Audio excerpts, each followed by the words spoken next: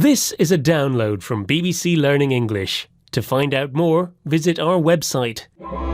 6 Minute English from bbclearningenglish.com. Hello and welcome to 6 Minute English. I'm Sophie. And I'm Neil. So, Sophie, the subject of today's show is attraction. Do you believe in love at first sight? No, I don't. I think it takes time to get to know somebody well enough to know if you love them. But I have a friend who says when she saw her husband for the first time... That was before they got married. That's right. When they met for the first time, that was it. A bolt out of the blue. And they got married 3 months later. A bolt out of the blue means something totally unexpected. Well, that sounds very romantic. And leads me on to today's quiz question. Sophie, what percentage of Americans said they believe in love at first sight? Is it A, 26%, B, 56%, or C, 86%? I'm not an old romantic like you, Neil, so I'm going to go for A, 26%. Well, we'll find out later on in the show if you're right to be sceptical or not, Sophie. And sceptical, for those of you who don't know, means to have doubts about something. I think you can be physically attracted to somebody straight away. I just don't think you can fall in love with somebody so easily.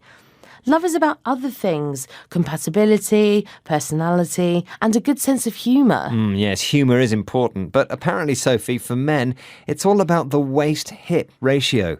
According to research, the ideal waist-hip ratio for women is 0.7, where ratio means the relationship between two sizes.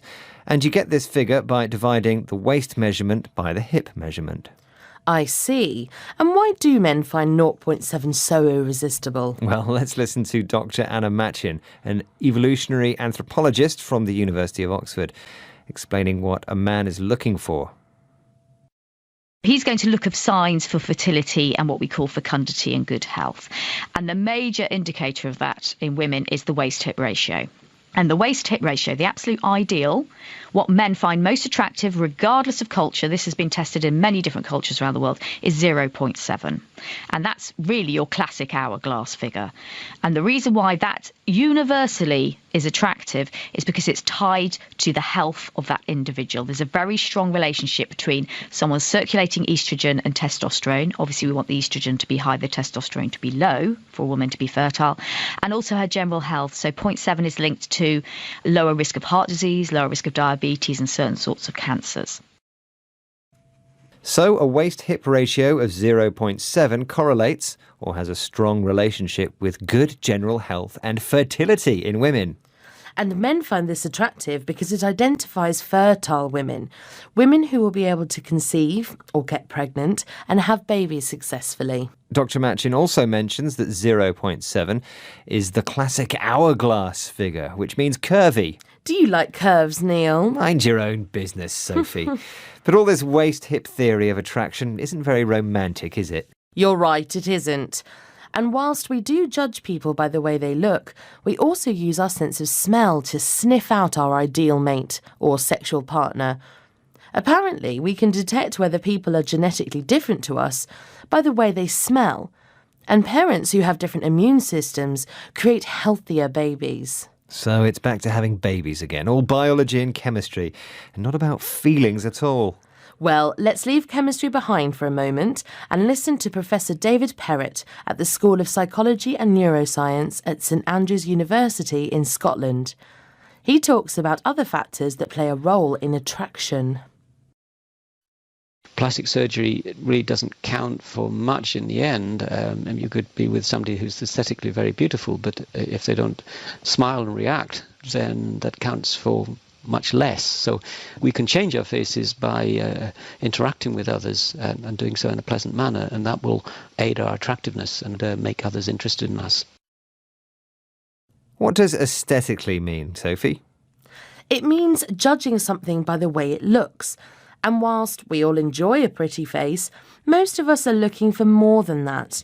We are looking for people who appear friendly and approachable and who we share interests with. Exactly, and personally I think kind eyes are very important, with a bit of a twinkle. What about you, Sophie? I like a good sense of humour. Very good. Now, remember I asked you, Sophie, what percentage of Americans said they believe in love at first sight? Is it A, 26%, B, 56%, or C, 86%? I said 26%. Sorry, that's the wrong answer, Sophie. 56% of Americans believe in love at first sight, and the percentage is even higher for married people and those in relationships, according to a poll conducted by the website cbs.com in 2013. Well, Americans are a romantic bunch. Me too, and I'm British. Now, here are the words we heard today.